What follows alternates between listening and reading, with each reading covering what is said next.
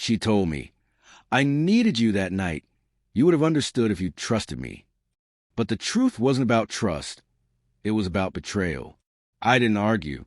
I didn't defend myself. I just walked away. "I needed you that night. You would have understood if you trusted me," she said, staring at the floor like the words might arrange themselves into something believable. That sentence landed weeks after everything had already fallen apart. By then, the house echoed. Half the closets were empty. The quiet had weight.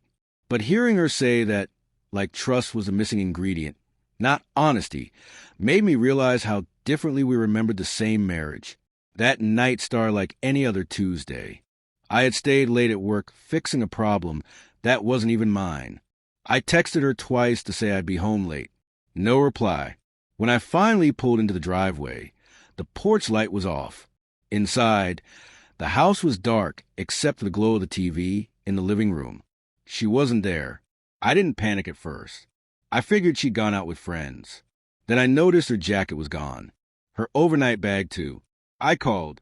Straight to voicemail. I sent a simple message. "Are you okay?" Nothing. I slept on the couch with my phone on my chest, waking every hour to check it. She came home the next afternoon, calm, almost relieved to see me. She said she needed space, said she'd stayed with a friend, said she didn't want to talk yet. That was the first crack.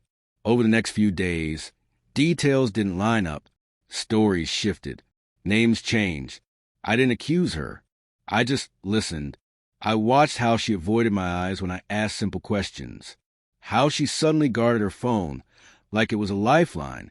The truth didn't come from her. It came from a receipt she forgot to throw away. A hotel name. A date. The same night she'd vanished. When I confronted her, she didn't deny it.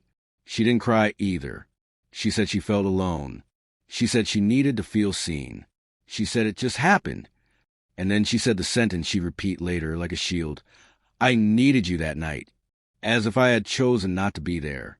I moved out a week later. Not because I hated her, but because every conversation turned into a rewrite of history.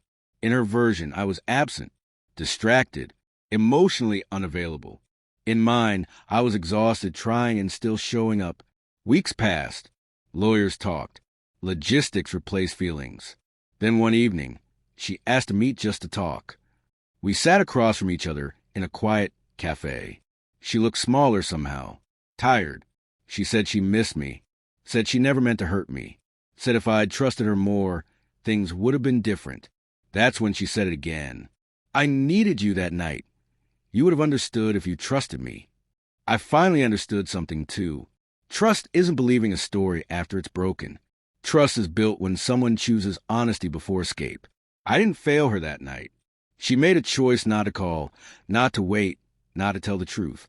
So I didn't argue. I didn't defend myself. I just said, "I did trust you. That's why this hurts." I stood up, wished her well, and left. Some endings aren't loud. Some don't come with closure or apologies that make sense.